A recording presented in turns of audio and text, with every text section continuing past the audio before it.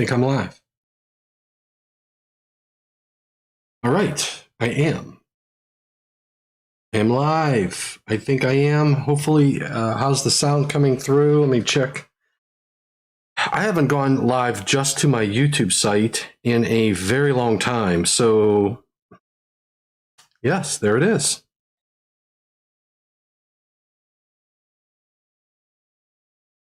Skip. All right, audio sounds good too. Alrighty then, we're going to continue what I started earlier. And I got some more resources. I got my older code books out, and we are going to see how this fancies out. So what I'm going to do is I'm going to share this on Facebook. Gotta love it. Gotta love technology. No, it's not what I wanted to do. So I'm going to copy that link, and we're going to put this, I'm going to share it out on Facebook just to let everybody know we are live. Live now. Control V. Oh my goodness. I don't know about you guys and gals. Control C, post. Well, we are going to continue our discussion on NEC 2023 code changes. We're in Article 90 of the NEC. And I found a little bit, there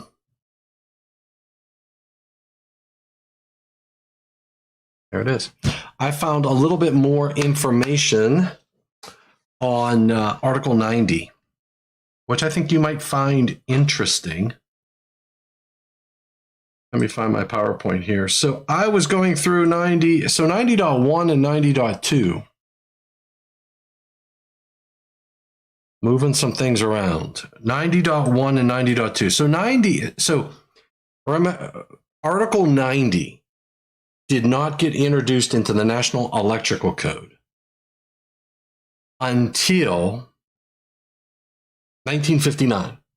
So Article 90 did not exist before 1959. There was not a purpose and a scope to the NEC until 1923.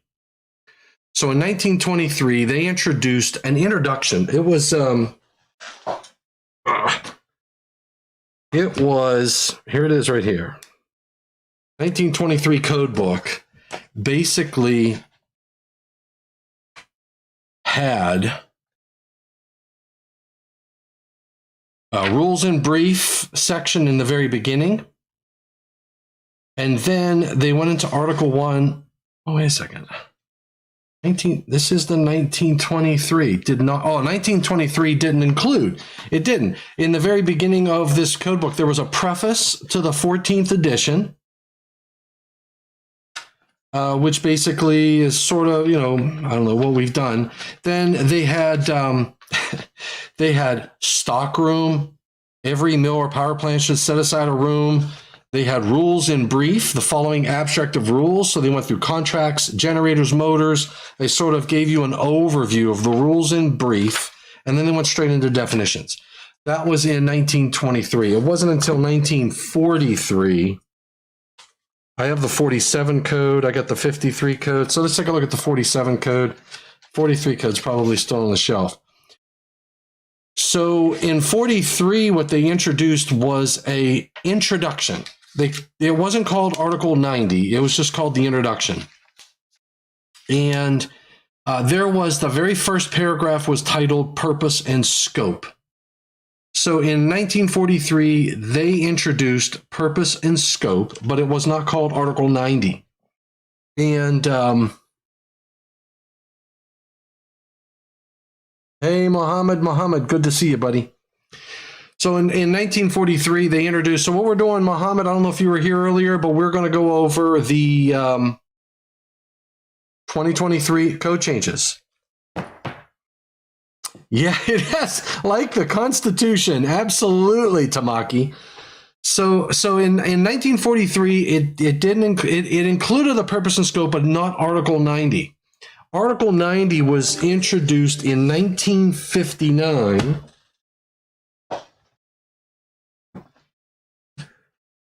Article 90 was introduced in the 1959 code book. And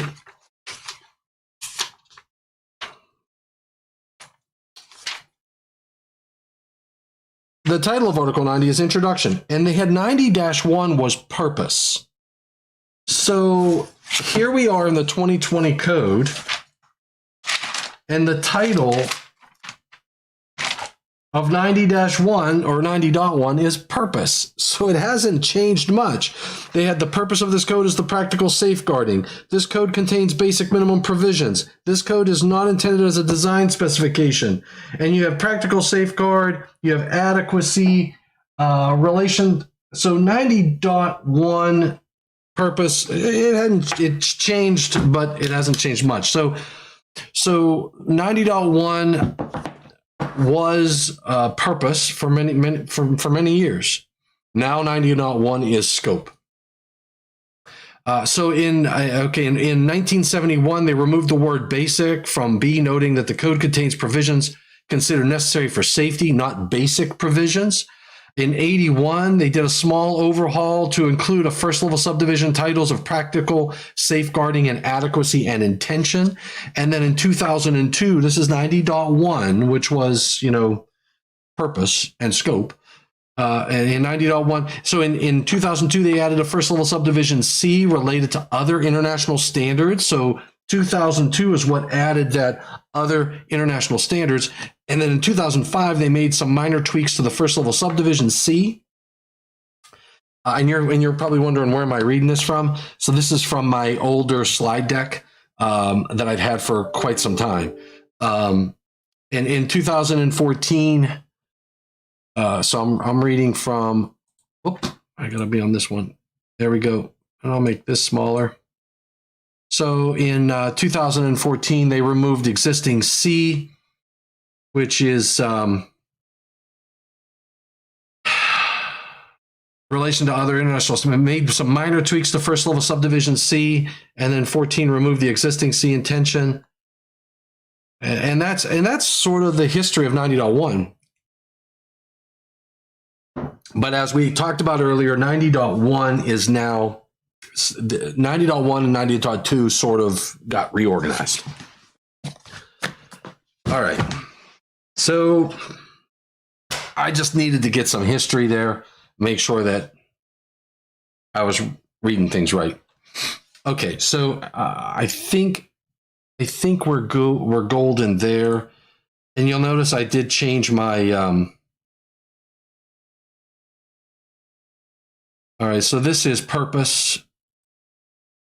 So this is 90.2. So the title of this one is 90.2, use and application. That's the new.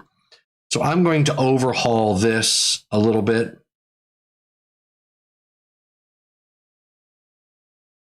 All right, so I'm saving that. Save. All right, so save. I just started a little bit before I went live. And like I say, I haven't. Hey, Mohammed, I'm glad someone's excited about talking about code. But I'm telling you, I'm getting a little frustrated. Here's my live stream. There we go. All right. That was the 56. All right, so here I am. I am looking at the first draft report. If you don't understand how to get to where I'm at here, you got to go to look at the other video. Let's fix this.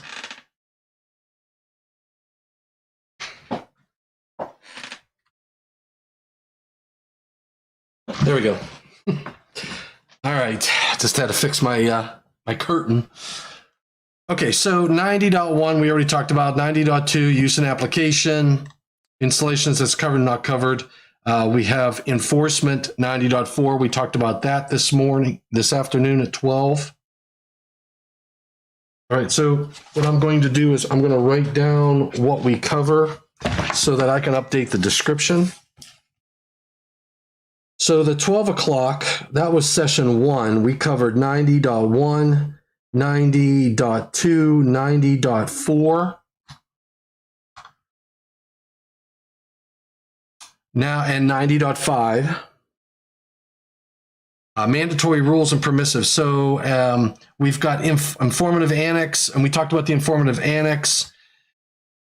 How about formal interpretations? To promote uniformity of interpretation and application of this code, formal interpretation procedures have been established and are found in the regulations governing the development of NFPA standards. Where do you find that at?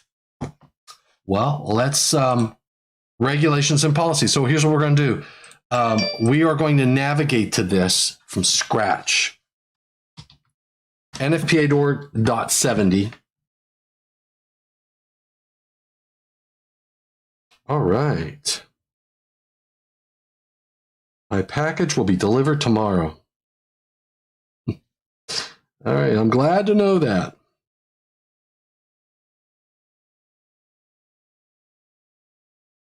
Okay. So now, what were we looking for? We're looking for the regulations governing the development of NFPA standards. So let's do this. Remember, current and prior years. We're going to scroll down. There's the Standards Council. There's errata. And look at this. Additional information.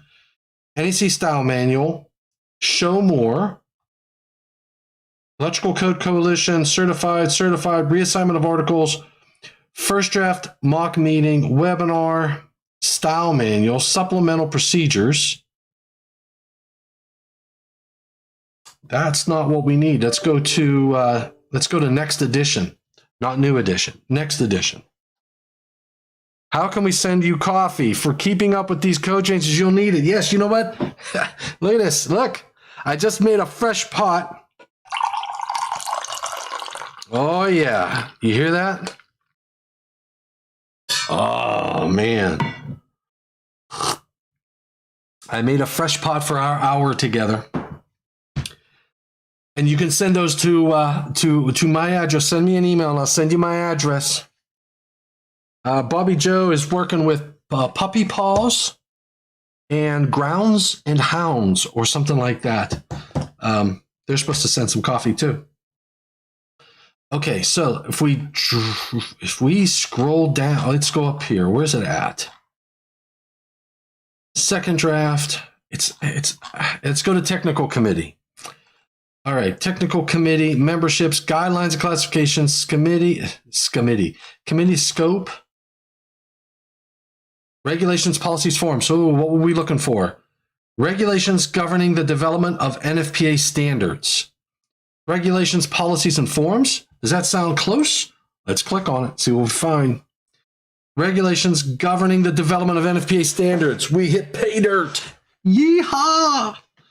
And there it is. Oh, man. Can you ask for a better website to navigate to?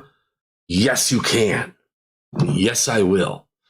All right. So there's your regulations. And what this is referencing was to promote uniformity interpretation. So if we come here and we search for Control F, and let's search for interpretation.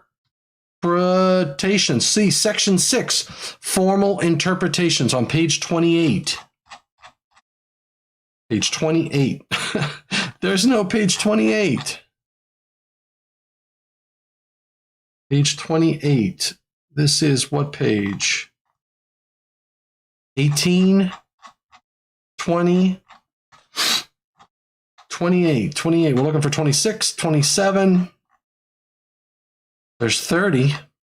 This must be 29, and this must be 28. There it is. I'm going to make this like this. All right, so let me show you something. Okay, so here we go. Section 6, formal interpretations. That's what this section, what they've pointing us to.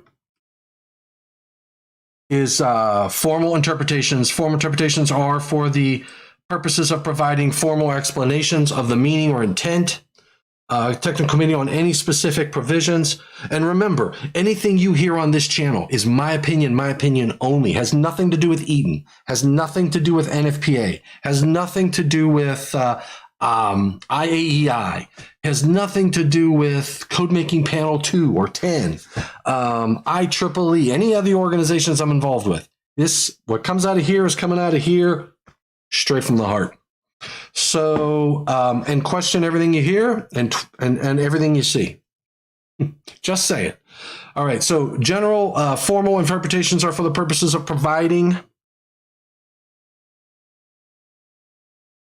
for formal explanations of the meaning.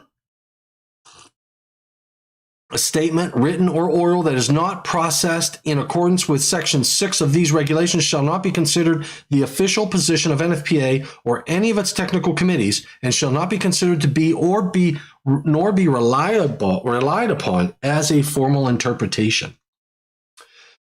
Does not prevent any chair member or staff liaison from expressing a personal opinion. Remember, personal opinions are okay. That's how we learn. And my opinions might differ from your opinions. And they're recognizing that here. I love that. Who may submit a formal interpretation? Anyone may submit a formal interpretation, and the submitter need not be a member of the NFPA. All formal interpretations must be submitted in the name of an individual, with the individual's relevant organizational affiliation or representation noted separately. The individual shall be considered the submitter for the purpose of these regulations. Nature of formal interpretations. Requests for formal interpretation shall be clearly worded. That's hard for some of us. I don't know about you.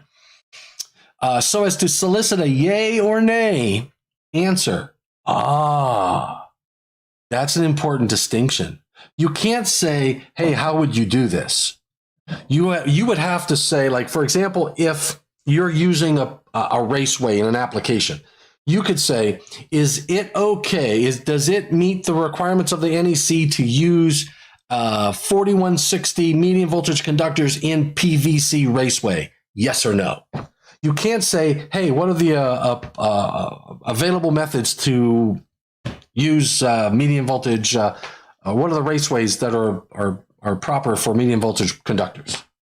So it has to be a yes or no answer from the technical committee. Additions to be interpreted. Interpretation shall be rendered only on the text of the current or immediately prior edition of the NFPA standard.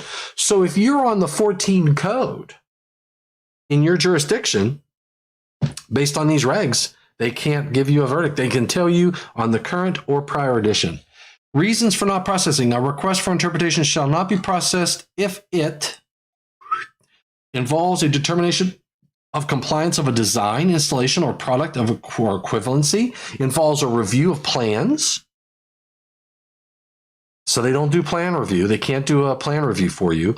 Involves text that clearly and decisively provides the requested information, and involves subjects that were not previously considered by the technical committee.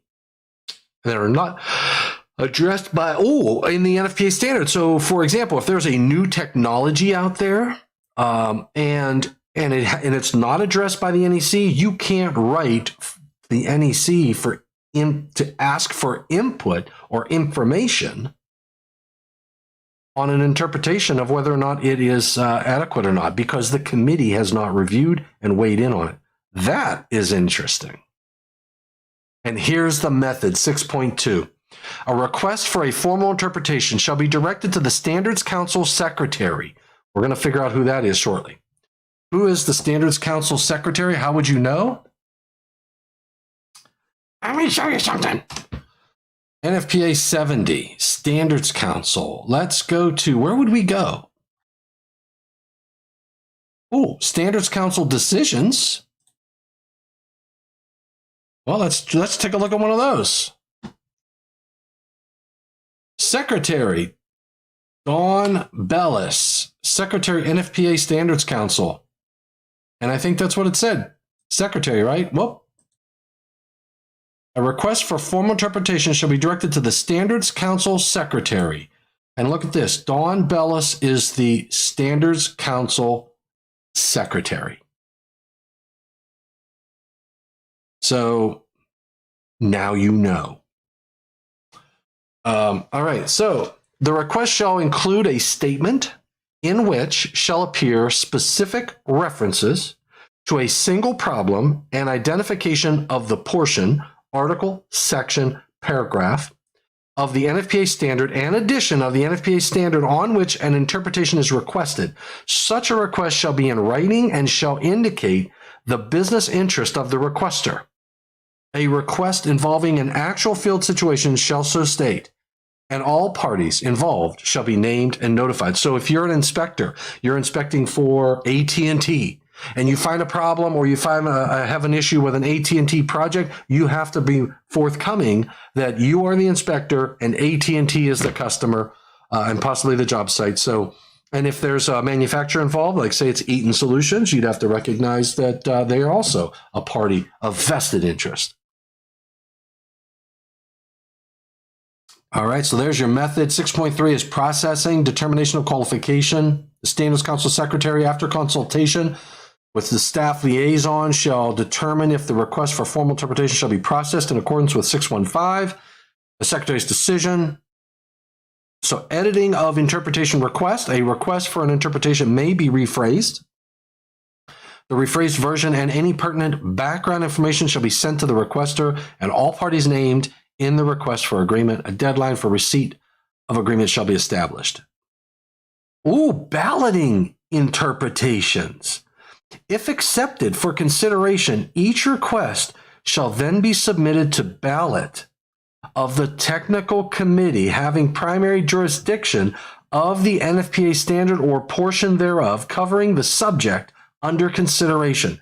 The correlating committee shall be balloted on correlation issues within its authority under section 342. That's interesting. You know, I'm a panel 2 and a panel 10 member. I have never been balloted on a formal interpretation. That is interesting.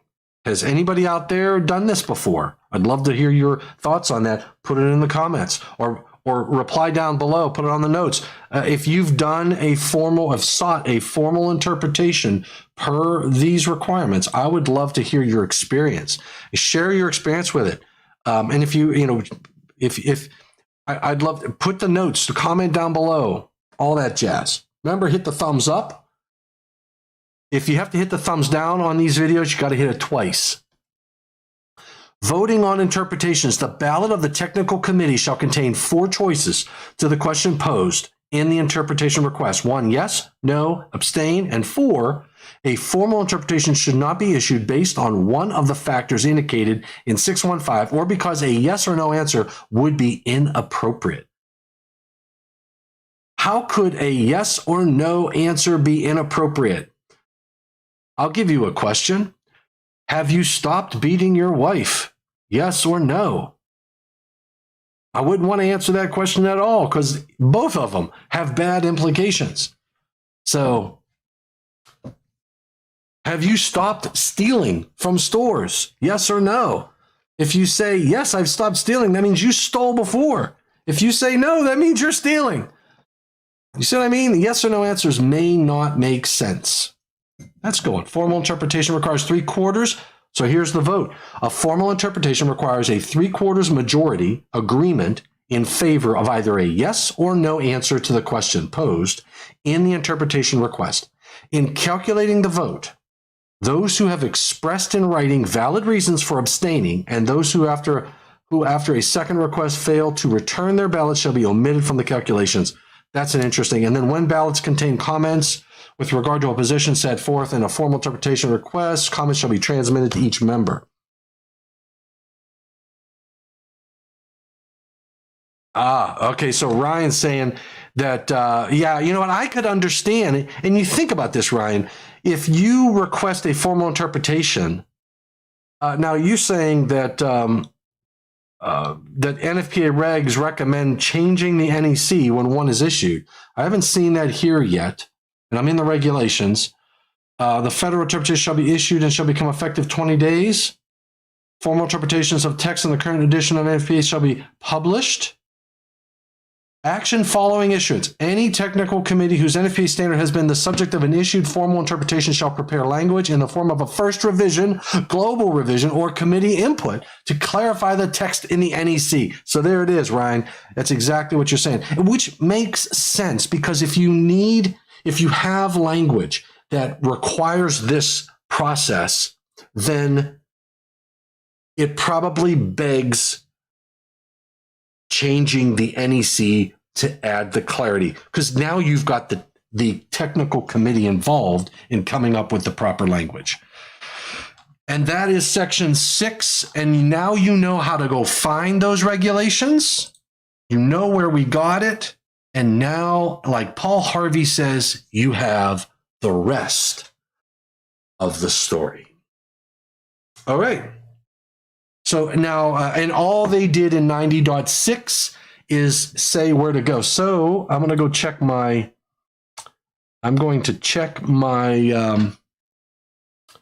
2023 Eaton presentation, and I'm going to see if, do I have a 90.6?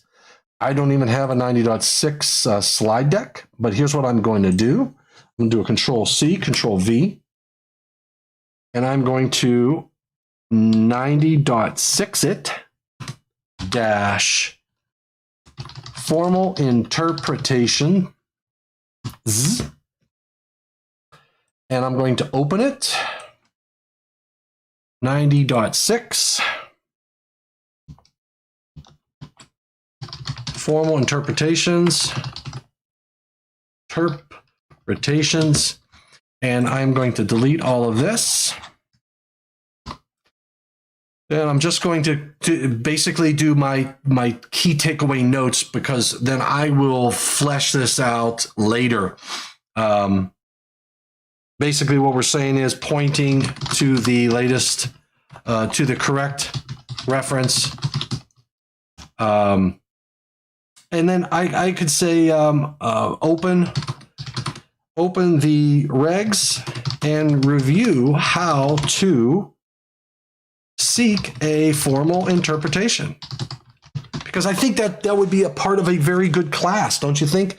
To take a look at how to do a formal interpretation. That'd be a good piece for here to explain that process, show where that document is at, and all that jazz. So, because that's what 90.6 is all about. I'm going to save that. All right, 90.6. I have now 90.6, and I've got a note. Save. That's all I'm going to do for that. 90.6. All right. And obviously, I'm going to embellish it a little bit, but I'm not going to waste all of your time. At least I know what that looks like. Examination of equipment did some small. Well, okay, wait, hold on. That's first draft. Let's take a look at second draft. 90.6. The comments that came in. Nobody commented on it. Now, 90.7 got some love in the first draft, and it got some love in the second draft. So 90.7, what they did, they changed the informational note. They said, and that was when, okay, style manual. Okay, again, more influence of the style manual. The informational notes have to follow a specific language. For example, C, informative annex, A4. So they're just conforming to the style manual with 90.7. So that's all the change that they made in the first draft. Second draft looks like they fixed informational note number 3 in the first draft. Second draft, they fixed the other 2. So it's C 110.3 for guidance on safety examinations, C Article 100 for definitions of listed and reconditioned. That's all they did in 90.7. So pretty simple changes. I don't think it's anything that I need to chat about or include into a program. But here's the thing. Here's what you can do when they make some of these minor changes, if it's something you care about. Like, for example, if I was running an inspection team, I might use a 5 o'clock session. I might use 90.7 as a springboard to talk with everybody about examination of equipment, because there's a lot in here that hasn't changed, but it is an opportunity to, hey, we got Robert from Omaha. It is an opportunity to have a discussion with your guys and gals about examination. What's interesting here is, is that internal wiring of the equipment is not something that the inspector has to go in and start reviewing. So it's those little things. This is the opportunity to point those items out to your crews to say, look, if you're doing an inspection and you have a listed piece of equipment, you're looking for the listing mark, you're looking to make sure that they didn't make any modifications to listed equipment. If it's listed equipment, virgin equipment, not touched, it was just installed and wiring, and you haven't modified it in any way, you're not going to go through in detail on all the internal workings. 90.7 helps you with that. So even though they made some minor changes to the informational notes, you can use this as a springboard to talk about 90.7 if you think your audience needs to hear this session of it. So for all intents and purposes, 90.7, not a significant change whatsoever. 90.8 didn't change in the first draft. 90.8 wasn't, the rest of this wasn't commented on in the second draft. So anything in 90.9, B. All right, here they have a new first revision, exception. So B is SI units shall appear first, and inch-pound units shall immediately follow in parentheses. Conversion from inch-pound units to SI units shall be based on hard conversion, except as provided in 90.9C. And they have an exception. Well, that's weird. They have except as provided in 90.9C, and then they have an exception. So my opinion on that would have been they probably should have two exceptions. After hard conversion, they should say exception 1 is 90.9C, and exception 2 would be the tables located in informative annex C shall be permitted to list the trade sizes. Informative annex C. Informative annex C. I got new glasses, by the way. I'm up to a 1.5.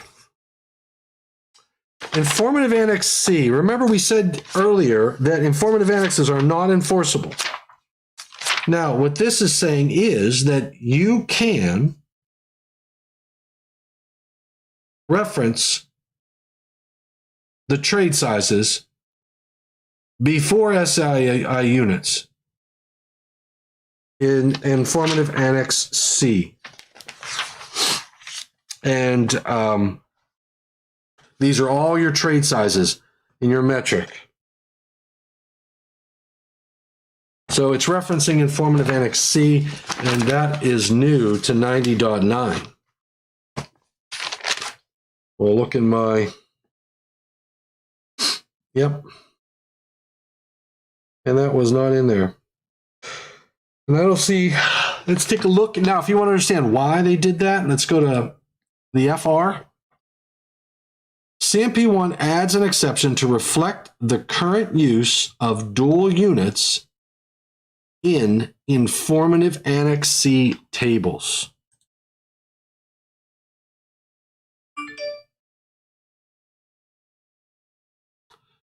You put in a comment to fix 90.9. Let's take a look at your comment. I don't see your comment. Where did you put the comment in? Oh, wait. Yeah, second committee review stage, Ryan. And I'm not seeing your comment, buddy. Public input. This is the public input. SI units shall appear first, and then exception, the column headings for the tables located in informative annex C shall have the conduit trade size in normal inches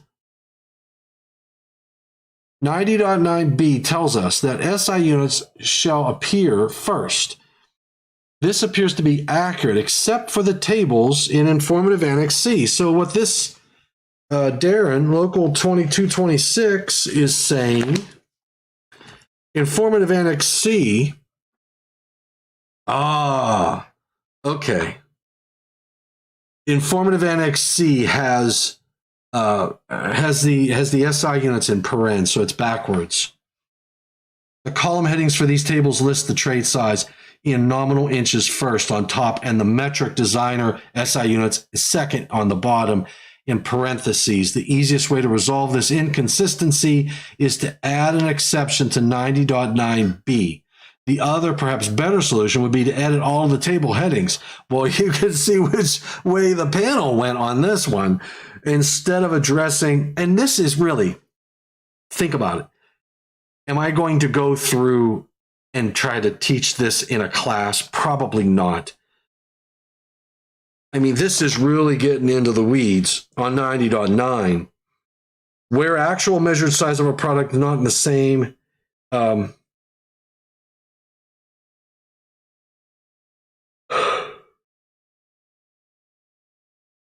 SI units shall appear first, and inch pound units. So it's clear on the fact that they've got these things backwards and they've designated it.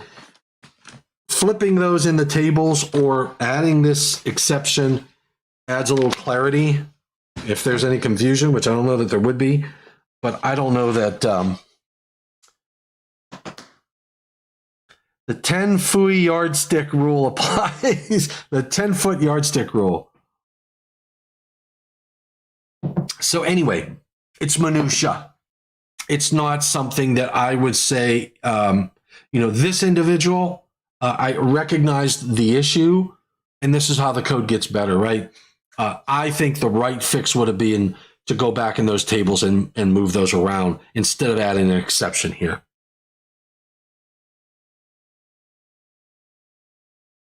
Ah, 1253. 1253. Hold on. Let's take a look. Public comment 1253. I'll show you another way to find public comments. You may or may not know this. Public comments. Item number 1253. William Snyder. Yeah, it was a debate. All right, so public comments 1253. There it is. And it was rejected. No more play for Mr. Gray. All right, so here's what you wanted to do. Conversion from inch pound units to SI units shall be based on hard conversion except as provided in 90.9c. And you wanted to remove that exception. You said section 3271 of the 2020 style manual already addresses this. If we delete them, section 3, we could delete the proposed exception as well.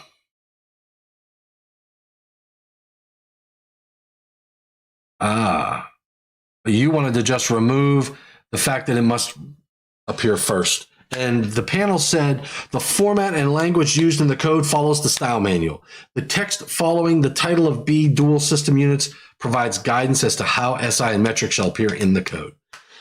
Sorry about that, buddy, but panel 1 doesn't agree with you. But that's okay because it's a process. And in my opinion, I'd go back to those tables and just, the tables are the only place. Everywhere else, we pretty much follow that. The style manual tells us how the book gets written. I'm with you. I'm with you, Ryan. I am with you. Okay, so that is, and that's all the changes in in Article 90. So significant? I don't know.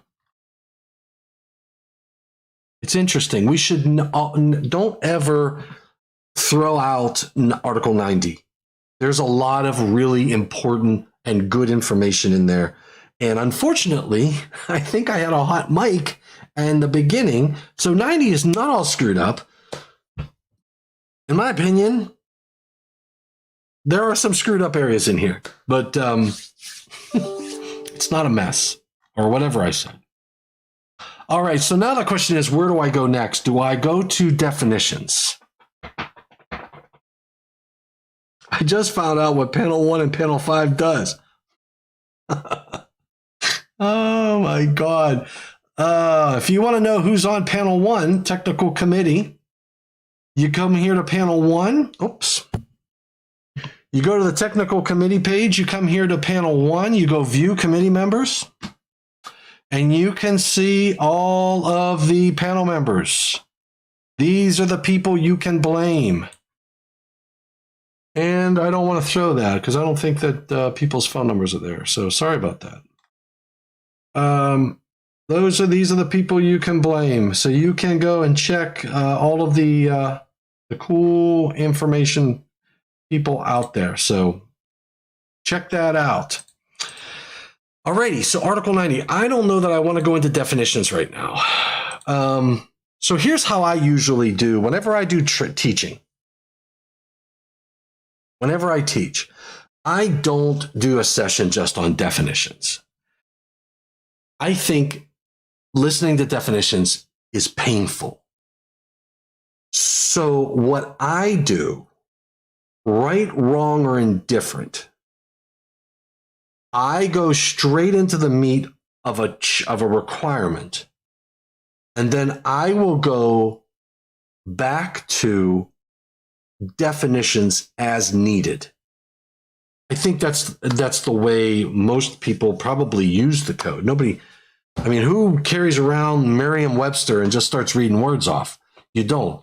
You go look for a definition when you're using the terms. So, oh well. All I am going to say is that in the first draft, I'm going to look at Article 100 in the first draft and second draft. Let's do that. In the first draft, they, again, removed the parts. Remember, we're following the style manual. The style manual says I am not to have parts. They are definitions from beginning to end. So that's what we're doing. Now, they have a scope, and they added some stuff, references to different NFPA documents. And they organized these from front to back. All in order, in alphabetical order. They did make some changes, like, for example, right here, attachment fitting. So you would typically say weight supporting attachment fitting. That's how you would see it used in the code. But they put attachment fitting, comma, weight supporting, because there's other possible other attachments, like ground fault. Let's go look at ground fault. EFG. And watch. Wow, look, there's the other problem is there's a lot of definitions.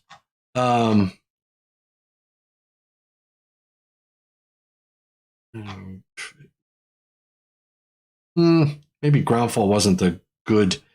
So ground fault. You have ground fault circuit interrupter, GFCI, in parens at the end. Piece of cake. Ground fault condition, piece of cake. Ground fault current path. It all begins with ground fault. But then you have an effective ground fault current path. If you led it with effective, it would be in the E's. The E as in Edward, for effective.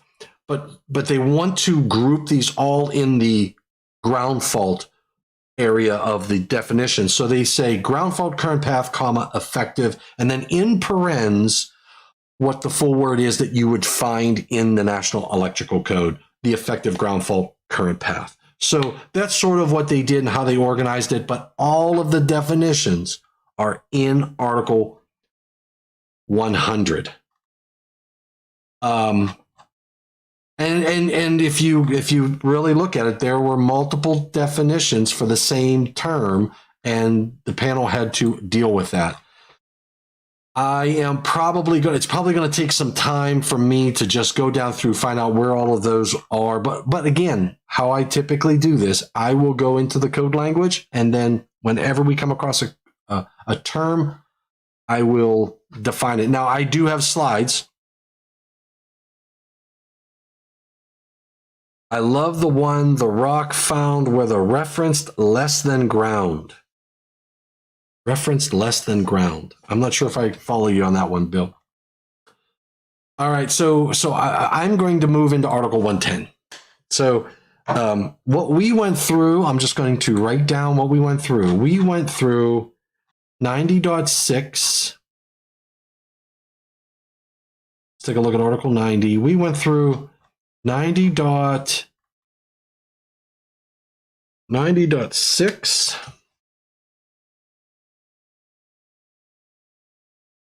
90.7,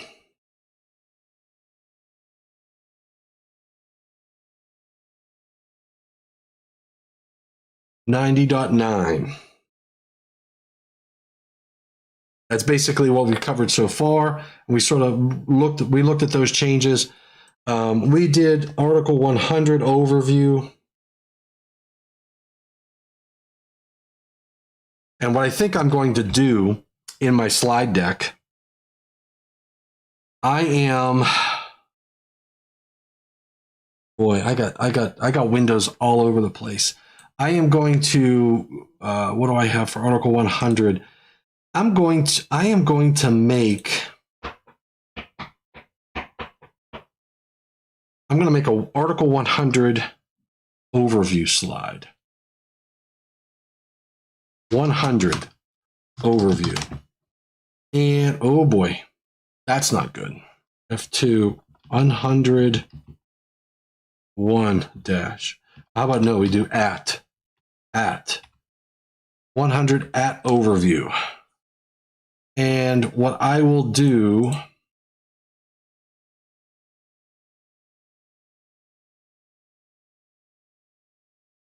is basically I'm going to cover the global moving of all definitions to Article 100. Areas, I'm going to try to find where multiple definitions occurred and how they addressed. That's going to be some research. I'm not going to bore you with that one, but as I get that, I will tell you sort of what I found. Also, some definitions only apply to specific articles.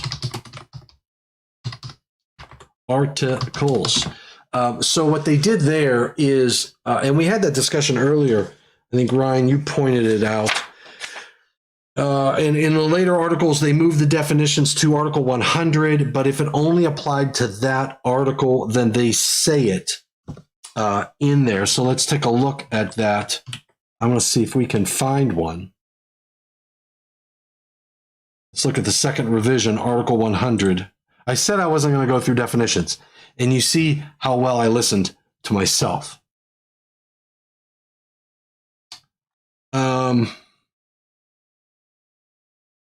All right, so here's an example.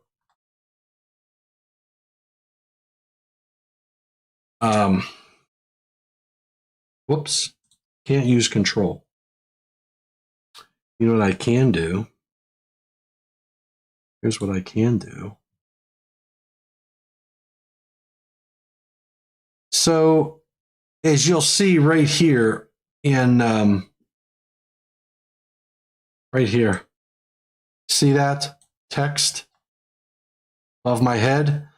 So here is a definition of alternate power source. One or more generator sets or battery systems where permitted, intended to provide power during the interruption of the normal electrical service or the public utility electrical service intended to provide power during interruption of service normally provided by the generating facilities in the premises. There's a reference to 99, so that's NFPA 99, section 3.3.4. That's where that definition comes from. So you can go to NFPA 99 and look at section 3.3.4, but we don't know what edition, because there's no edition, what year of NFPA 99. We just know NFPA 99. We can only assume it's the latest version, I would say, as of the printing of this code. And in the second set of parens says Article 517, so 517. So that tells you that this definition applies to Article 517. And it's owned by Code Making Panel 15. Less to ground or less than ground. That's right. Volts, so 3 sections said volts less than ground or less. I believe it was a language error. Yeah, and so that's pretty cool. And Rock found that one. He's a devil with the details, baby. So that's what that's basically what that article normally does lead to ambiguity. Yes, it does, and is normally normally permitted. Normal electrical services, the normal electrical service. Yeah. Service normally provided by the generating facilities on the That's a very good point. I look forward to your public input. That's a very good point. I wonder if normally, you know what? Let's do this. I don't know if it's in the style manual or let's take a look. There are a list of words that you are supposed to, there it is, possibly unenforceable and vague terms. And look, normally is one of those words. Good catch. So Panel 15 needs to take a look at some of these definitions with an eye on this style manual, NEC style manual, which tells us that these are unenforceable or vague terms. And honestly, the panel should try to remedy that and pull that stuff out. So anyway, that is what's going on with transform, fit to screen. So that's what's going on with some of the definitions. Some of these will only apply to a specific article. If you're in something, and if you're somewhere in the National Electrical Code and you've come across a term like alternate power source and you wonder, what is that? Then you can go back to this definition, find alternate power source, and then when you read it at the end, you'll see, hey, if you're not in Article 517, then this definition does not apply to you. And then where do you go? Let's go back to the style manual. And William Snyder, practicable is not in there. Practically, no, practicable is a valid term. So what if the definition is not in there? Hold on, Control F. I believe it's Webster. It might be regulations. Let's go to the regulations governing the development of standards. Control F. Is Webster there? No. I know there is.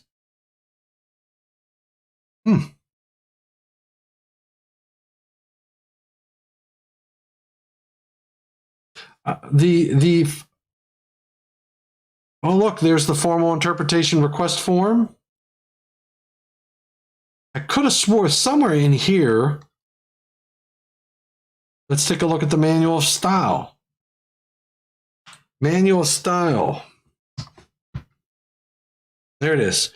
It's in the manual of style. So if you go to the manual style for NFPA technical committee documents. Now this is, it looks like they didn't update it yet.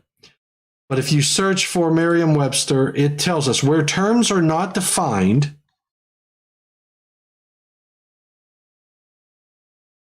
in this chapter or within another chapter, they should be defined using their ordinarily accepted meanings within the context in which they are used. Webster's Collegiate Dictionary, 11th edition, is the source for the ordinarily accepted meaning. Yeah, Williams, Bill, Mr. Snyder. Yes, they did change practical to practicable because practical is in that list of no words. Practical is in that list. Let's find that list. Where is the list? If you look, practical is right here. Practical or practically. Practicable is the right term to use. And so they replaced places where they use the word practical. If it made sense to put practicable there, then that's what they did.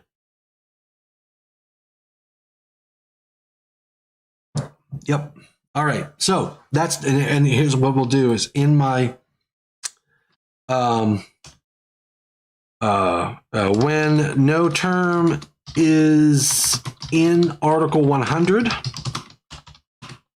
go to Webster, Collegiate Dictionary,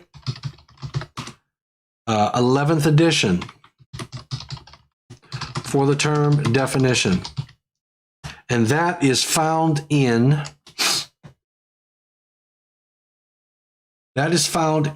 this document, which is the Manual of Style for NFPA Technical Committee documents. I'm going to do a Control C, and I'm going to share that with you. You are welcome, sir.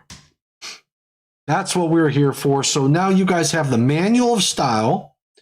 That's the Manual of Style. This is the wait, hold on. Yeah, that's the URL. I got to give you the link, and I did it in the previous.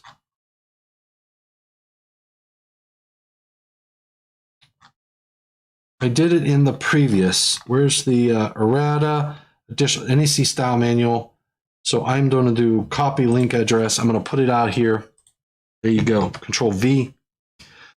So you have a link to the NEC style manual, and you have a link to the Manual of Style, and there's one other document, and that would be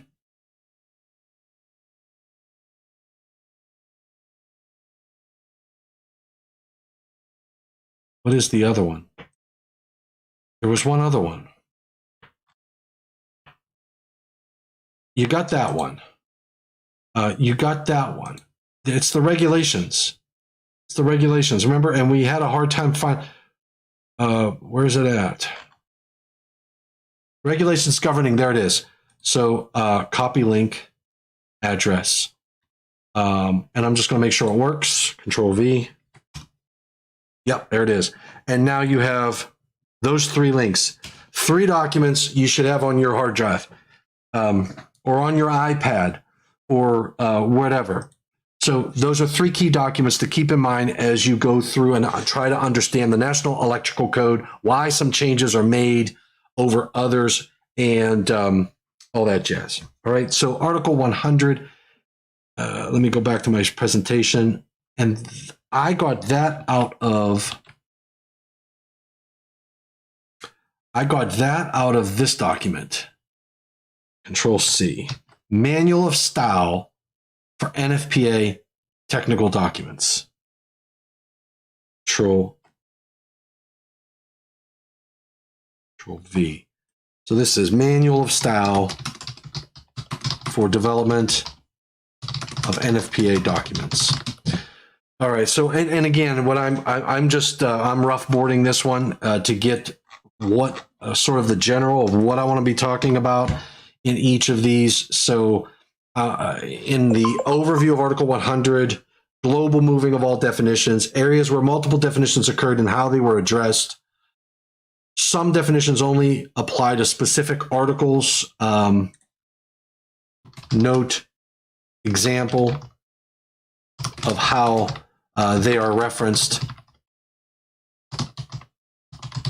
And I'm going to use, I like that definition that we just looked at. Jeez, oh man. Too many windows.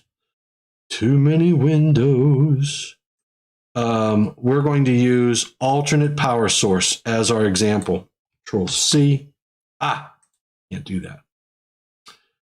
All right. I'm going to do something here. So give me a second. I'm going to move that here. I'm going to go new, that. I'm going to take this and move that. All right. So there we go. And there.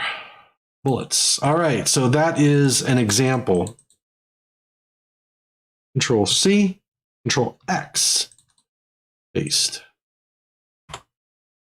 Alternate power source 99.3.3.4, 517, CMP 15. This has it all. Smorgasbord. This is good. So that's going to be my example I will use. And then what I'll do is normally provided. Oh, I'm going to highlight that one because we had one of our viewers said, I don't like that word normally. That's a good one. The normal electrical service, there's got to be a better way of saying that. I'll highlight that one. And these are highlights. We're going to call these NFPA NEC style manual issues. Still to be resolved. Because I think those are, and the normal electrical service might perfectly be fine. Normally, I would agree that is too generic of a term. And you know what we say? You know what Jeff Sargent would say, or Mark Early? I look forward to your public input. Thank you very much. All right, so that I believe that covers really from an Article 100 per the style manual. Per style manual, and what section was that? That was style manual definitions. Phew. Okay, style manual definitions 2.2.2.2. Control C. New. Control V. 2.2.2. Definitions of terms used in the requirements of the techno shall only be located in Article 100, and it shall not be subdivided. That is the NEC style manual. Language. Okay. We are kicking butt and taking names. All right. So that, and what we'll do is, and what I plan to do is as we go through the different sections, that's when I'll look at individual definitions. I'm not going to go through Article 100 because you all would go to sleep. I would start drinking. The Rock is over on CMP 15. His ears are probably perking up right now. Yeah, you're probably right. He should be perking up because he should catch this stuff. Interesting. You could just remove the word and it would make sense. Ooh, let's take a look at that. Remove the word and it would make sense. One or more generator sets or battery systems, where permitted, intended to provide power during the interruption of the normal electrical service, or just the electrical, well, hold on, I'm not going to worry about that one, or the public utility electrical service intended to provide power during interruption of service normally provided by the generating facilities on the premises. Normally, I think the reason they say normal is because you have it probably should say the primary electrical service. Primary electrical service. Yeah, it wouldn't make sense either. I think what they're trying to do is say like the normal side, emergency side of a transfer switch is what they're, I believe, referencing.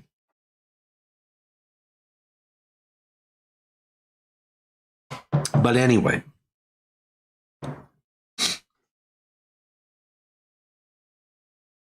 what if we just removed the word normally? Does it make sense? Why do we need normal? Grid power. Like it. And it's too wordy. Yes. It is too wordy. All right. Well, so Article 100 overall, big changes. Everything's moving to Article 100. There's no subdivision, no parts.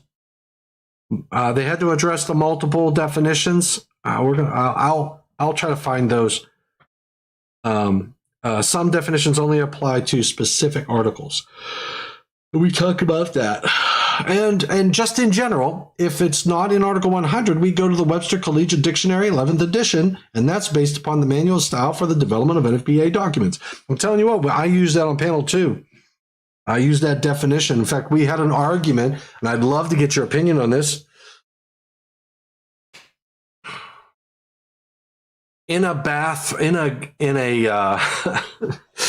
what's the term? Because we went round and round and round and round. 210.8 uses, or no, it's the definition of laundry. And it's a tub. Is it a laundry tub? Or is it a laundry tray? So we had a debate and a debate and a debate and an argument. There were emails. We spent a lot of time on the definition of laundry area. In fact, let's take a look. Laundry area, and I tell you what, I love to get laundry area. Laundry area. Article 100 is what I need.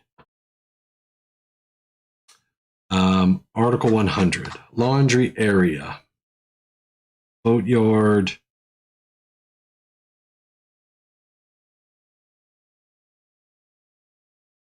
Wow, there are a lot of definitions, tell you. Jiminy crickets. Okay, laundry area. An area containing or designed to contain a laundry tray, clothes washer, or clothes dryer.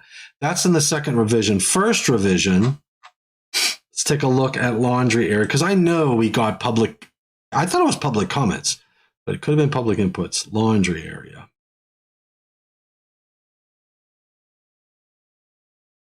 Oh, HIJKL.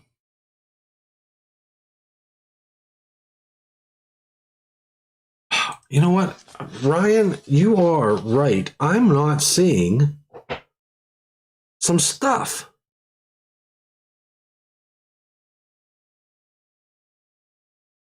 Oh, yes, Mr. Snyder.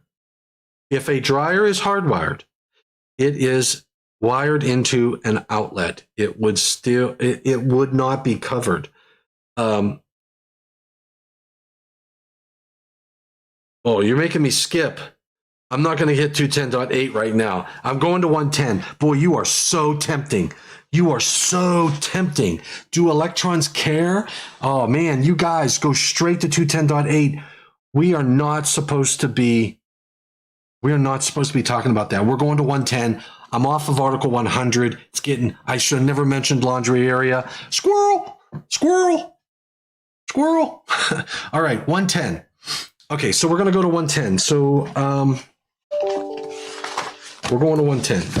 And I'm going a little bit longer. So Article 100 overview, we did that. Now we're getting into Article 110. Okay, they changed the title of Article 110 to, instead of requirements for electrical installations, it's general requirements. Let's take a look at the second draft. General requirements is staying in there. So that's a good thing. All right. And if you want to understand what's going on, so there's a detail. FR 8494. This is the first revision. Adding the word general is added to the title of 110 to read general requirements for electrical installations to correlate with the scope of Article 110, which in part states this article covers general requirements. Further, this revision clarifies that articles other than 110 contain requirements for electrical installations. So that is why they did what they did.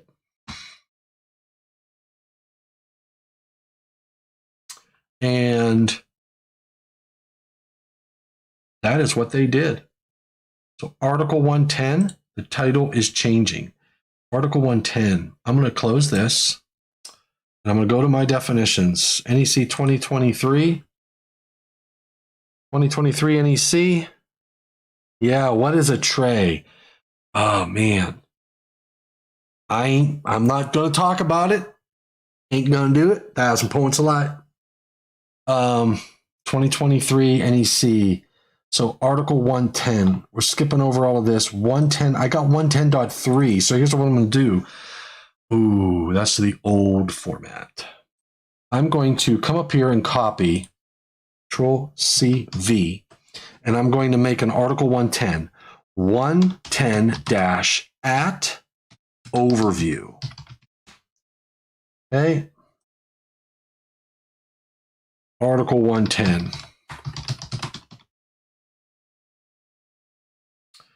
And I'm copying, delete. All right, layout. What's happening in Article 110? We are, this is an overview, so we're just in overview, we are changing the title, adding general. Not an earth-shattering change. Will you do anything different based on that change? Zippo, nothing. Because we already know Article 110 applies generally throughout the National Electrical Code. Why? 90.3.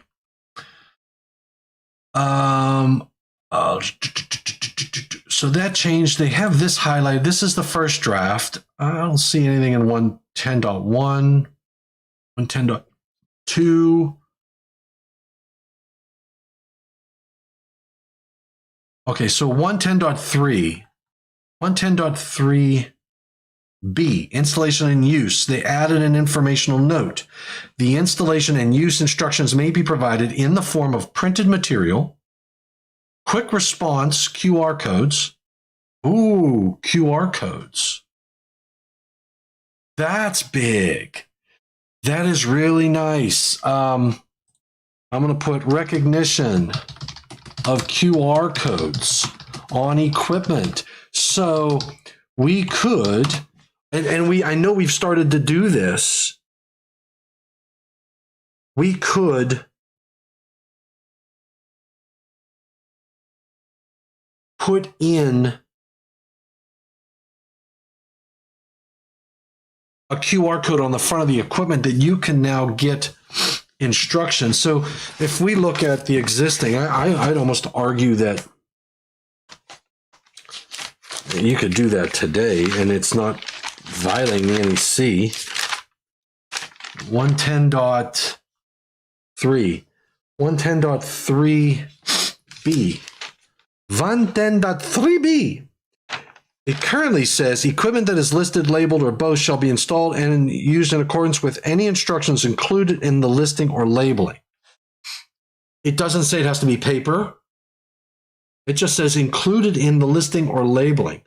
The informational note, let's look at the first revision and take a look at why they did what they did. The informational note says, and you can't really see it that well. Try to make it bigger. Probably still can't see it that well. The installation and use instructions may be provided in the form of printed material, quick response code, QR code. So if you never knew what QR meant in QR codes, quick response. I didn't know that. I didn't know that till just now. Or the address on the internet where users can download the required instructions. Wow, you would never have seen that in the 1953 code book, would you have? No, not at all. So what I'm going to do is, here's what I'm going to do. This is 110.3b. I know I have to have a slide deck on 110.3b. 110.3b. So let's go back to 110.3. Yes, I do. 110.3. File, save as, and make this 2023. 110.3b, 110.3b. 110.3b added a new informational note. The installation and use instructions may be provided.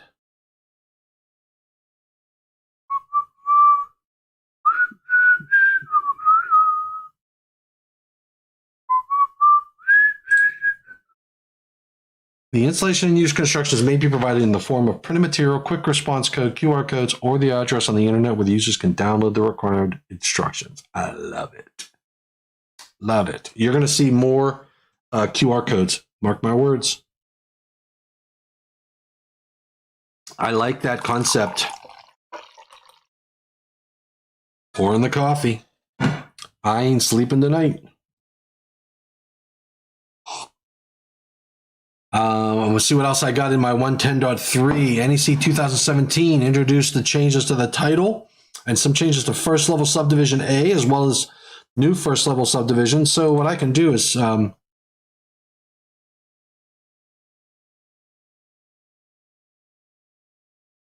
Control C. Jeez. NEC 2023 added new informational notes. I'm going to move that. Whoa.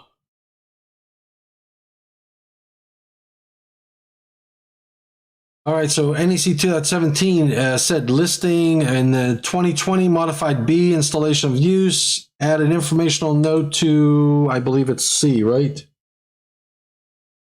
Yeah, no, B. Add a new informational note to 110.3b. Installation and use instructions may be provided in the form of printed, blah, blah, blah. And what I'll do is, watch this. I am going to say, add picture of QR code on gear. And I know I have, in fact, I was at a job site with one of our pieces of equipment, and there was a QR code. I scanned it with my phone, and let me tell you how to do that. If they're doing this now a lot in restaurants, and I know a lot of you have probably been in your basement for the last 2 years because of COVID and haven't been to a restaurant in at least 2 years.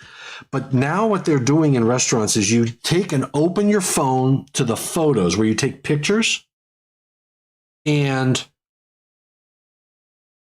facial recognition. You open your phone to pictures, and you take and you highlight the QR code, and a little web address will come up, and you press that with your finger, and it takes you to that website. I did that with our equipment, and it was awesome. It took me straight to the information for that piece of equipment, and I was able to download the instructions, download maintenance procedures, all that good stuff. Would 110.3b include working equipment energized? Ooh, 110.3b. Okay, so all right, good question. Examination, identification, installation, use, and listing. Now let's just look at 110.3. A is examination and judging equipment considerations such as the following: suitability for installation. This is during installation. Equipment that is listed, labeled, or shall be installed and used in accordance with any instructions included in the listing or labeling. So that's what 110.3b is saying. You should use it, you should install it and use it based upon the instructions. 70E helps us understand safe work practices. That is different than the National Electrical Code. 70B helps us understand maintenance. So don't get things crossed, Mr. Snyder, when you're talking about working equipment energized, you're now moving into 70E, justified energized work permits, understanding the shock risk assessment, the arc flash risk assessment, doing all of the necessary things associated with that. Now he's bringing up 110.16. 110.16 is your arc flash hazard warning. This is just, remember, and 110.16 is service equipment. We're going to get to 110.16 because I think a major change occurred in 110.16, but we're not there yet. But 110.16 is going, if it's service equipment, you're going to put an arc flash label on it. You're going to say, recognize the hazards, but it still doesn't tell you how to do that work on equipment that is energized. Because remember, we should only be doing justified energized work that is, that when you can't perform that work in an electrically safe work condition. So you have a process. 70E governs all of that. The National Electrical Code is an installation requirement. All right, so Article 110, I'm not going to put that in there because changing the title, adding general, that's just, it is what it is. All right, so, and then 110.3, that's the only change to 110.3, right? Oh, and now that's the first revision. Second revision, there's more changes in 110.3. Cybersecurity. I don't know if that's going to live. It might. I don't know. That's controversial. So one of the things they said in 110.3a, I got to get back open my PowerPoint. Sorry, guys. 110.3. 110.3a. So NEC 2023 Control CV. 110.3a. Added cybersecurity to 110.3a. Now, okay, so here's what it says. And I know you guys can't read this. Manufacturer says to de-energize, but that only applies to homeowners. Oh my God. You know, I love you. I love you. I love you. I love you. All right. So 110.3. All right. So here's what they did in the second draft. Cybersecurity in 110.3a, and it's, the text is too small. I'm just going to talk about it now. Hold on.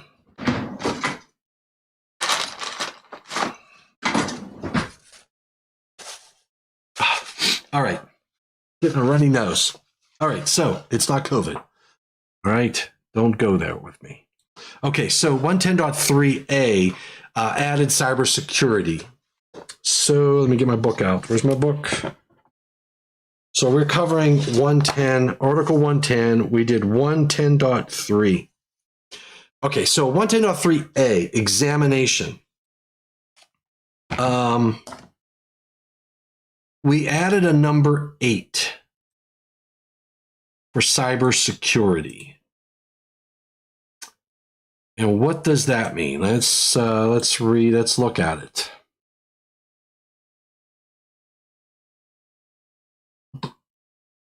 Cybersecurity for network-connected life safety equipment to address its ability to withstand unauthorized updates and malicious attacks while continuing to perform its intended safety functionality. Informational note number 3. Oh, informational note number 3. See IEC 62443 series of standards for industrial automation and control systems.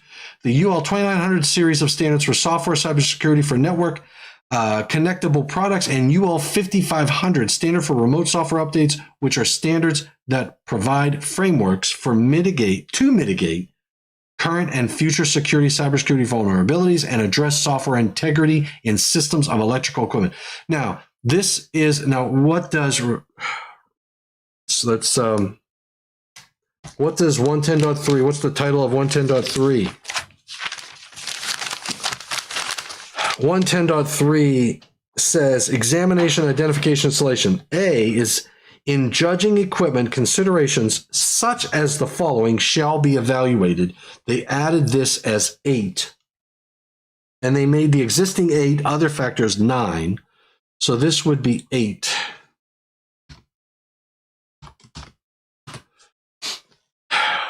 And they have an informational note. I don't know why it says informational note number. Oh, I know why it says informational note number 3. No, I don't know why it says informational note number 3.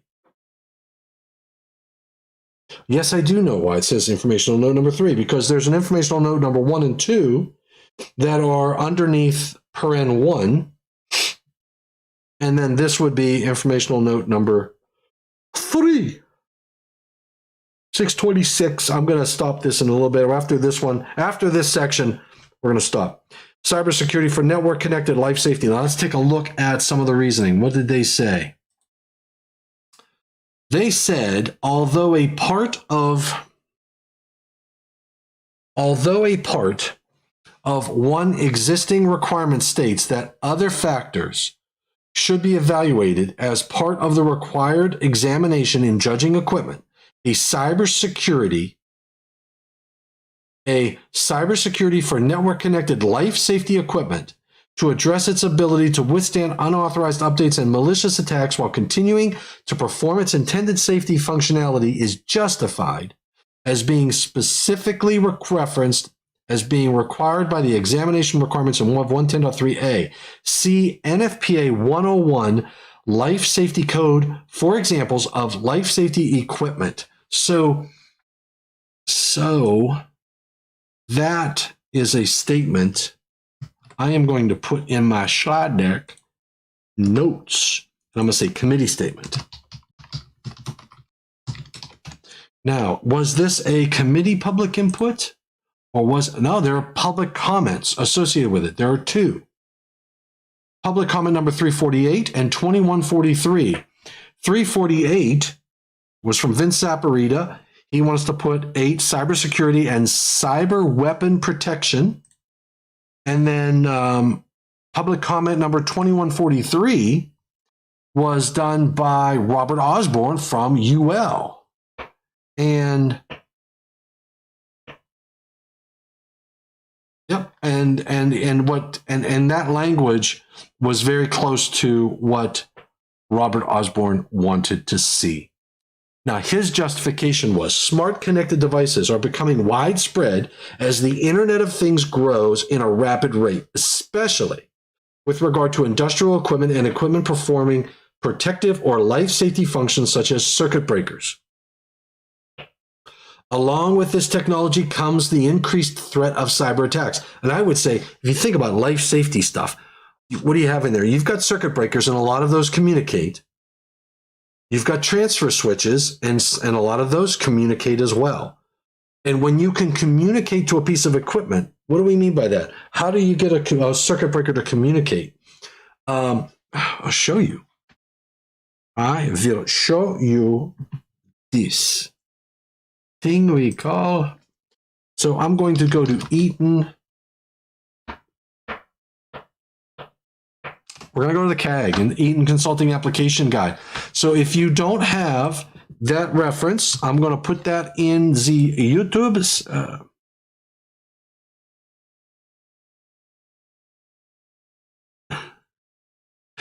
Hey, I'm off work and you're still here. Thanks, Dad. Want to come home now? Mom misses you.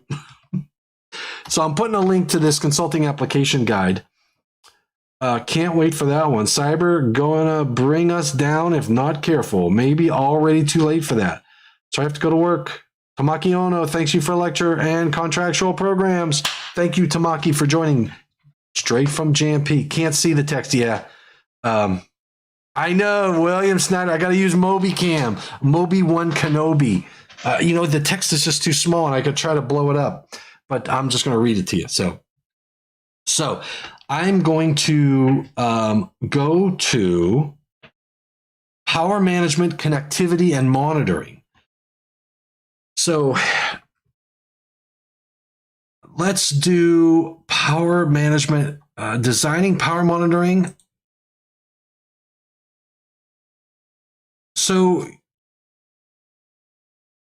I'll tell you, when I first started at Eaton back in 1996, January 2nd or 3rd, 1996, we had what we called Impact Series 3. We were able to communicate with all of our trip units, circuit breakers. Our primary function was energy management, being able to understand energy usage in plants. An ancillary capability was to be able to open devices remotely from your computer, password protected. We used a protocol called INCOM. We did conversion over to Modbus or Modbus RTU. Modbus TCP came in after that date. Once the internet started, you weren't hardwiring things, but we could control things remotely. So a lot of, look at this, the most common malicious, look at this, security considerations. Everyday cybersecurity attacks against government and commercial computer networks number in the millions. According to the U.S. Cyber Command, Pentagon systems are probed 250,000 times per hour. Similar attacks are becoming more prevalent on other kinds of information-based smart networks as well, such as those that operate buildings and utility systems. Whether they're trying to steal your intellectual property or stop operations, it's ungood. Now, why do we need to address cybersecurity for power monitoring and control? Because malicious attacks, I could shut things down. Depending upon what that's on, I could hurt people with regard to that. I could also ascertain specifics about your operations by seeing your load profiles and all this other good stuff. So differences between information technology and networks. So they talk about cybersecurity threat vectors are paths or tools that our entity can use to gain access to a device or a control.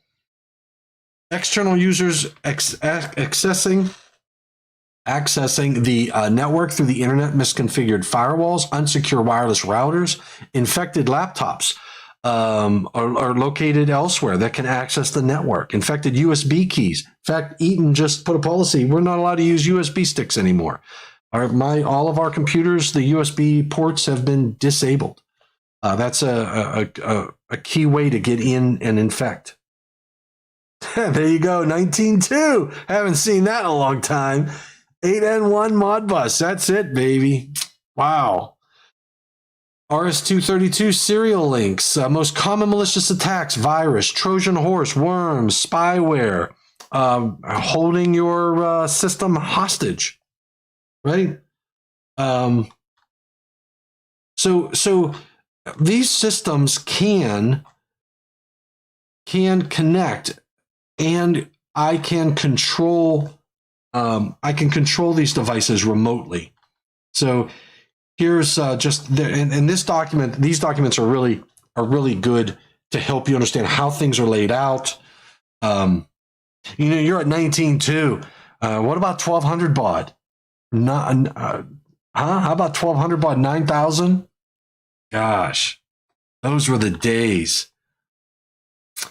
Metering functions in different relays. You can get information from them.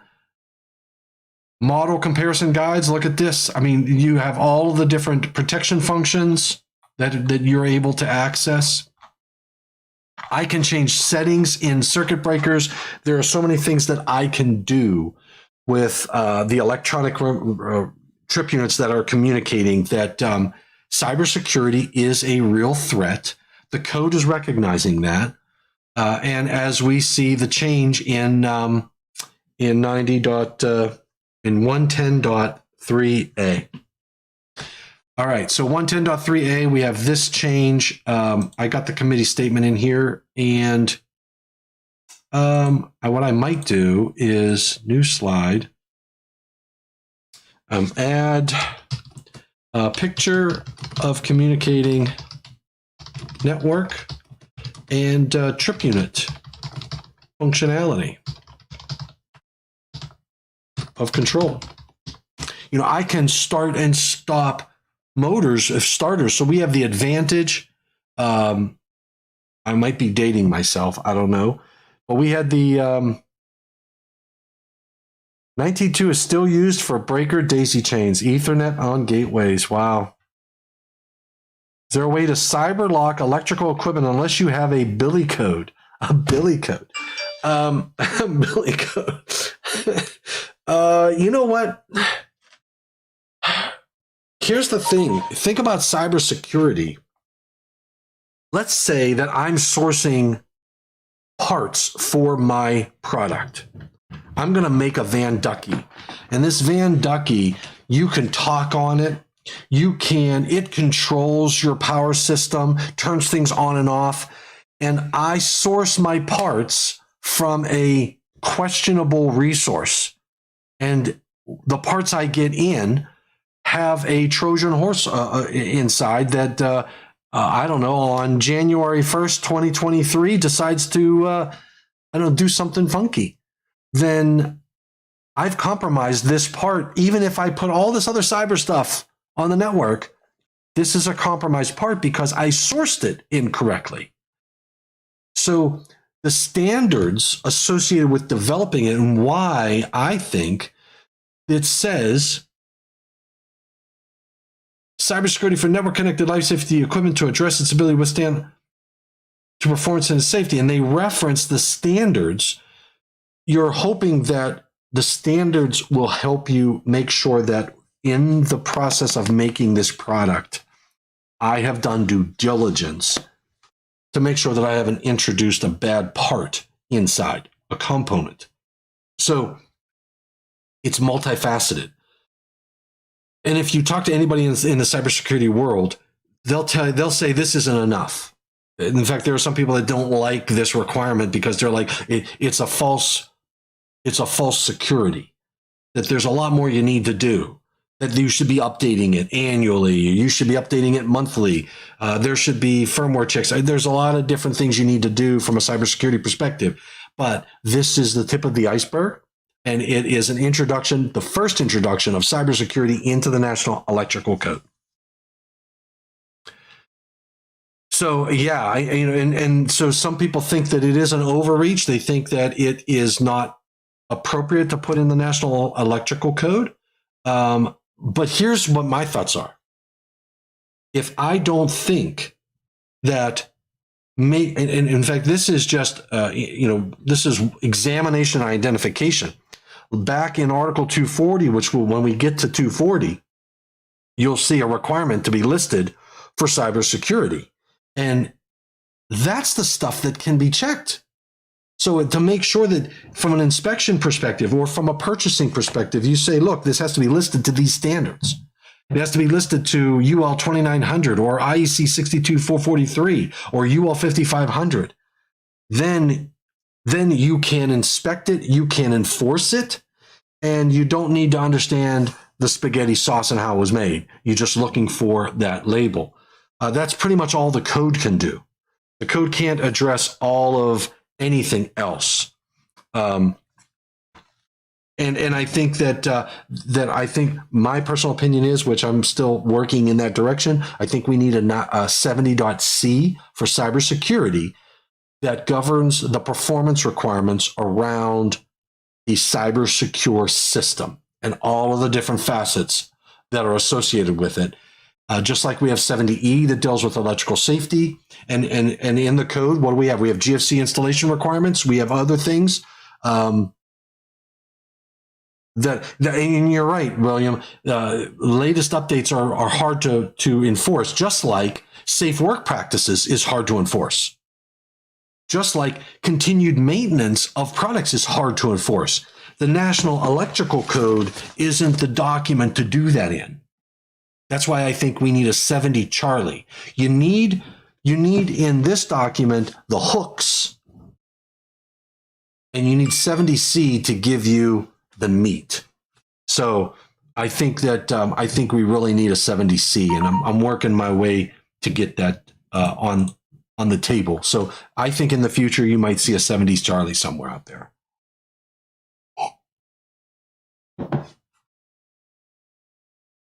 All right. So A changed. I'm going to finish this out. A changed. Okay, and we understand why. I want to take some of this, and I'm going to put some of this in my notes.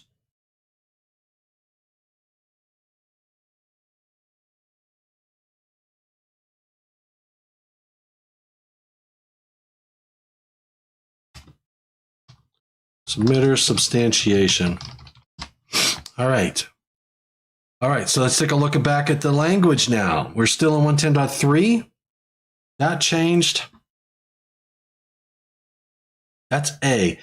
B, equipment that is listed, labeled, or both, or identified for a use. Oh, man, I don't like that language. I don't like that language. Do you? Well, hold on. Let me get this to be clearer. There's just sometimes I don't know. 110.3b. So there's a 110.3b. They added that. Control CV. I'm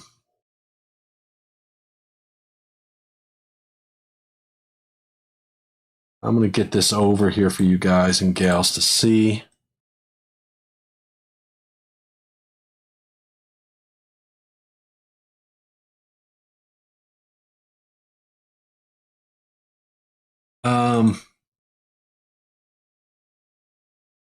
Ooh. Ooh. Okay, no, it's still there. All right. So here's what we got going on. Gotta love this stuff. So 110.3b is changed.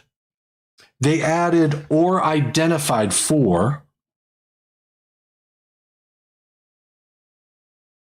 They added or identified for a use. So equipment that is listed, labeled, or both, or identified for a use shall be installed and used in accordance with any instructions included in the listing, labeling, or identification. There's the first introduction. Remember, that's the first informational note.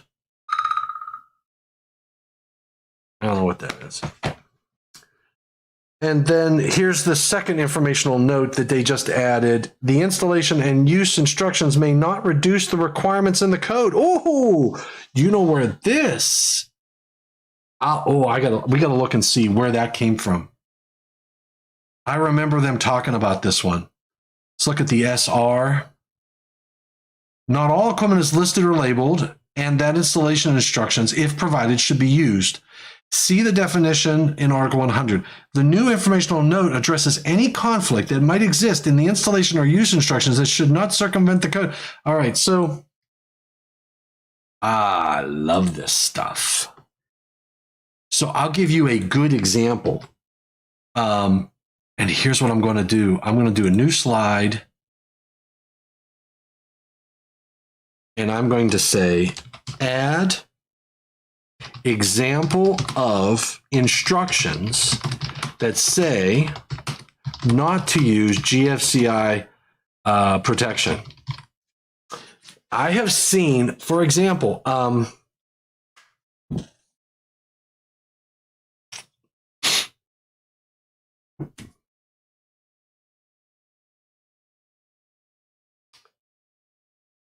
I have seen a treadmill.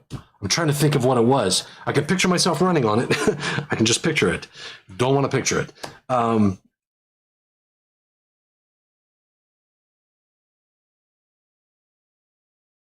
Hey, I appreciate much. I'd give dollars, but I don't. That's not what this channel's about. But you can send bourbon or scotch. Reefer units say that. So add an example. So there are like treadmills say do not put this on a GFCI circuit, and or yeah, treadmills is I think the big one. And I don't know if you would ever put it into your kitchen or something like that, but or like if you have it in your garage. You couldn't say, well, I can't put GFCI protection in my garage because I'm going to have my treadmill there and it's not supposed to be on a GFCI circuit. So I put in a receptacle that's not GFCI protected. It's in my garage and it's there for my treadmill. because the manufacturer's instructions say that shall not be installed on a GFCI, and that's where I want to put it. Sorry, you're not putting your treadmill in your garage. Oh, good point, Ryan Jackson. That is a good point. It is that informational note. The installation use instructions may not reduce the requirements in the code. That's a very good point. If the sync requirement is moved, then I'm safe.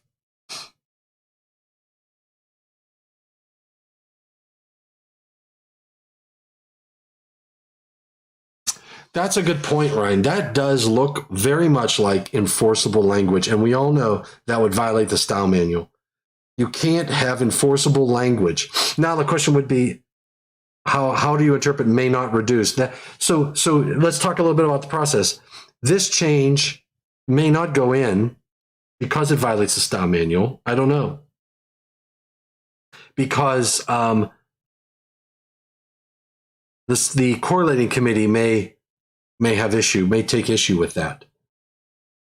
The stuff in the positive text up here is fine. This one is fine. Well, is this? Yeah, you know what? The installation and use instructions may not reduce the requirements of the code. That sounds like this should be up here. Informational note 2 should be positive text. If it stays in the code, because this is second draft material that still has to go through ballot, and the correlating committee has to look at it, that may or may not stay. I know it hasn't passed yet. Yeah.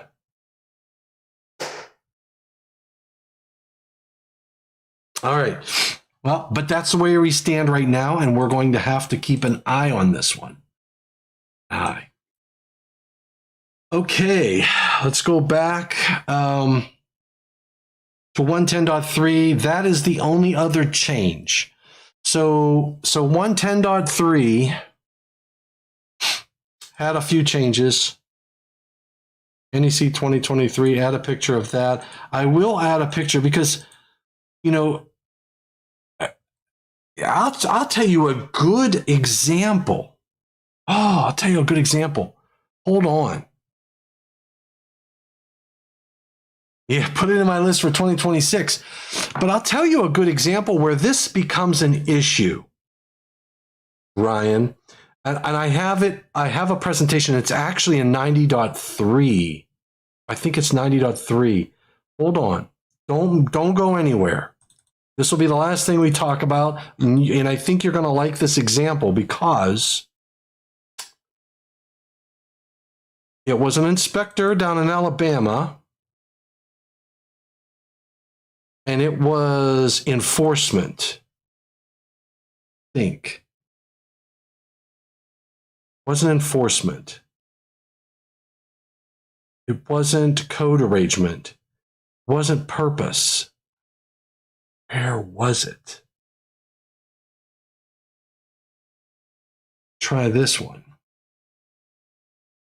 It was a ball field. And here was the issue, Ryan, and others.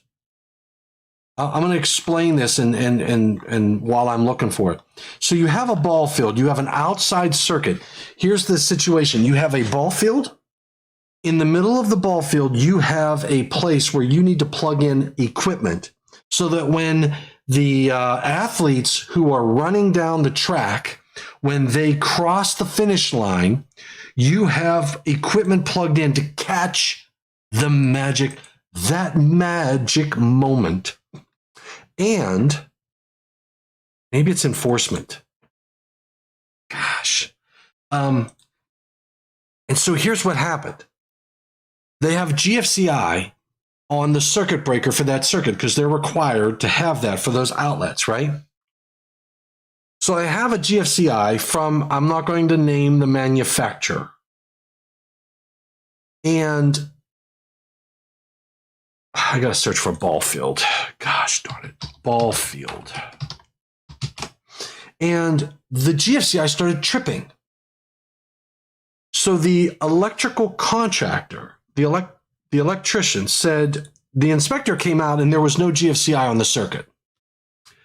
And the inspector comes out and tags it and says, look, this ain't going to work. This needs to be GFCI protected. So the electrician says, hold on, I can't put GFCI protection on here because the length of the run was like 1,000 feet. The manufacturer's instructions of the specific GFCI circuit breaker that they used said that the run cannot be longer than 250 feet or 150 feet or something like that. So the electrician said, per 90.3, I've got to follow the manufacturer's instructions, which says that the run cannot be longer than 100 and some feet. This is 1,000 feet. It's on a GFCI circuit breaker. And it's nuisance tripping. Only when it rains. And their argument was, I'm either going to violate the manufacturer's instructions or I'm going to violate the NEC 210.8 requirements. Which one do you want me to violate, Mr. Inspector? So I got the phone call, and I know we've run tests on very long lengths of run, and we said, it's not going to impact the performance of the GFCI. UL, I called UL. There's the claim that the long runs would cause leakage current, capacitive coupling that would cause the GFCI to nuisance trip. They said that they've known the claims, but they've never seen anything verified. I went back to the inspector and I said, look, in my opinion, I'll give you one of our classified breakers to put in that panel. I feel very comfortable it will work. And if it doesn't work, that means there's a problem in that circuit somewhere. So the inspector dug his heels in to go back to the contractor and say, no, we're going to follow 210.8 because that's the safer solution. And yeah, I'm willing to violate the instructions from the manufacturer. You need to fix the problems in that circuit. They found out they used the wrong wire in the circuit. None of the terminations were correct. Nothing was watertight. It wasn't the right wire. It wasn't the right terminations. And when it rained, you got leakage current in the ground. And so, yes, you were creating a hazard. And then the GFCI was doing its job.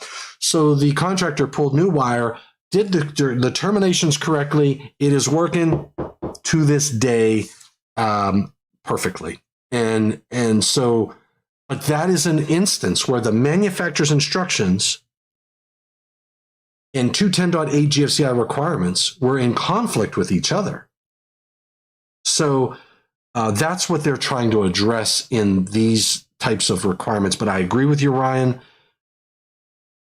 That is a violation of the style manual, and it does look like it's enforceable, and it could be a 2026 fix. So Ryan says the ICC codes have a severability clause that actually defers to instructions over the code. I think the code should and does prevail in the NEC. Yeah, I agree. I did not know that the ICC codes had that. That is a very good, interesting point. I'd love to find that clause. All right. Okay, so it is well past my bedtime, and I'm going to save this. We got through, so far today, we discussed, and I've got materials, but I have to make them pretty. I've got to add some pictures. 90.1, .2, .4, .5, .6, .7, .9. I'm not going to include all of those because, as we said, some of them are just, they don't change how we do business. Article 100 overview. Article 110. I'm into Article 110. They changed the title. Big deal. 110.3, I think, is significant. There's some significant messages and undertones being set there. So I believe I am going to include 110.3 in my 2023 code changes. So 110.3 gets a vote. How about 110.3 gets a vote. How about in Article 90? I think what I'm going to do in Article 90, I'm going to springboard off of 90.1 and 2. 90.1 and 2. 90.1 I'm going to put in there. 90.2 I'm going to put in there. I'm not going to do anything in 90.4. That was just, that's minutia. Nothing in 90.7. 90.6, I'm going to put that in there. And again, I'm going, that's the springboard there is to talk about the regulations governing the development of NFPA standards and walking through that. I think that's a good learn. I'm not going to hit the SI units, 90.9. I know, I don't know. I don't think it's going to change how we do business. In 110, I am definitely going to be talking about 110.3. And I'll talk about the overview of Article 100. So right now I got 90.1, 90.2, 90.6, Article 100, and 110.3. That's what will be in there. Excellent, excellent. Thanks there, Mr. Snyder. Ryan Jackson.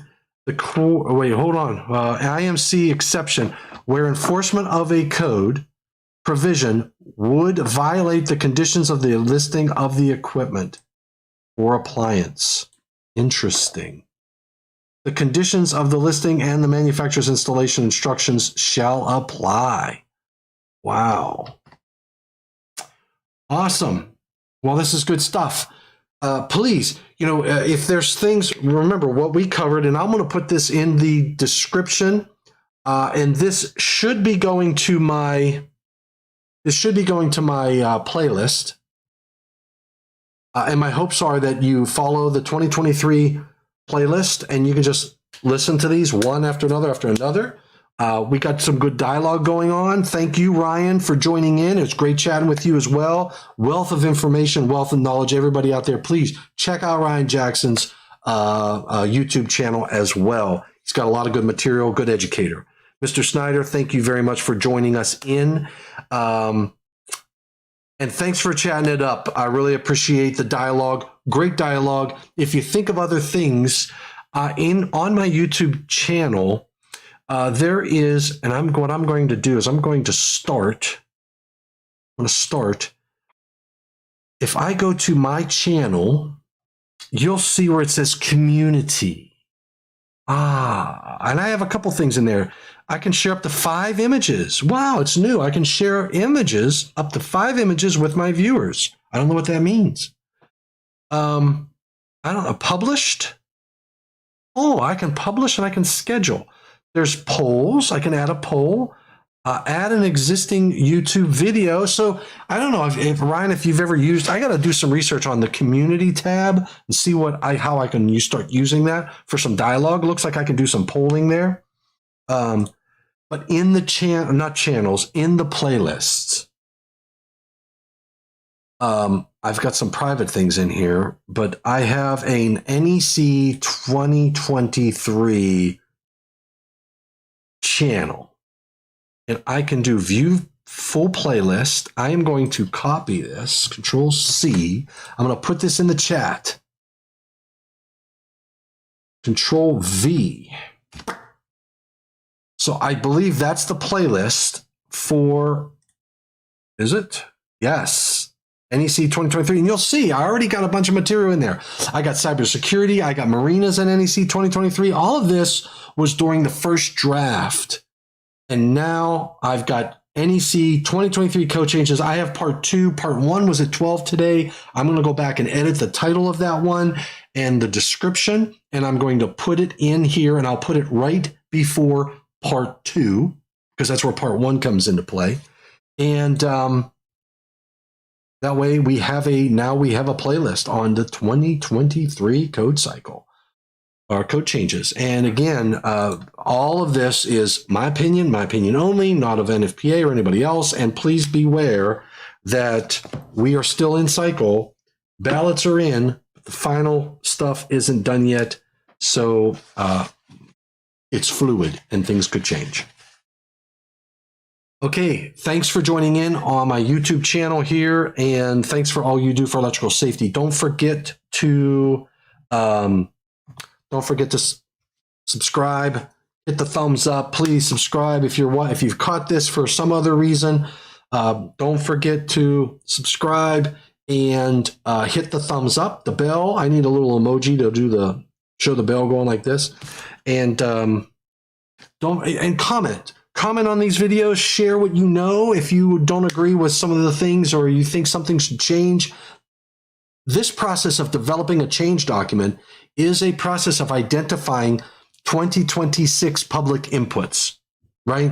So some things you may not like, some things that are maybe existing code that really didn't change, but as you're now looking at the different sections through the eyes of the 2023, you may go, wait a second, this language doesn't make sense. And it's wrong, but it didn't change, and it's been that way for years.